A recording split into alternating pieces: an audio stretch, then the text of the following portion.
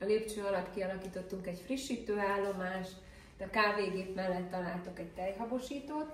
A tejhabosítóval tudtok plusz habot készíteni kávéhoz, vagy akár kakaóhoz. Fontos, hogy itt belül jelzi, hogy mi a maximum mennyiség, amit tejet tudtok bele tölteni. Nem érdemes többet, mert különben kifolyik. Itt van egy gomb, ezzel tudjátok elindítani, ugyanezzel akár leállítani, de leáll magától is. Mellette található a szódagépünk, a szódagép mellett vannak a palackok, ezeket szűrt vízzel tudjátok megtölteni. Jelzésig, fontos, hogy itt is csak a jelzésig töltsétek, hiszen akkor tudjátok behelyezni kényelmesen a szódagépbe, alulról tudjátok betenni, jobbra kell elfordítani, és hogyha úgy marad, akkor itt a felső gombbal tudjátok szénsavval megtölteni a vizet, majd utána levenni, és akár a hűtőbe betenni, vagy pedig így frissen fogyasztani.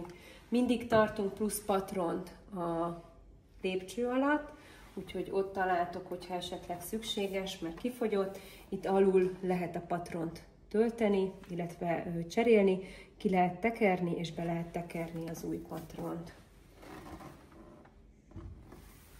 Jó, itt találhattok még fehér cukrot, barna cukrot, néhány teafüvet is szoktunk itt hagyni, illetve a vízforralót is. A vízforralót itt tudjátok elindítani, vagy akár utána leállítani.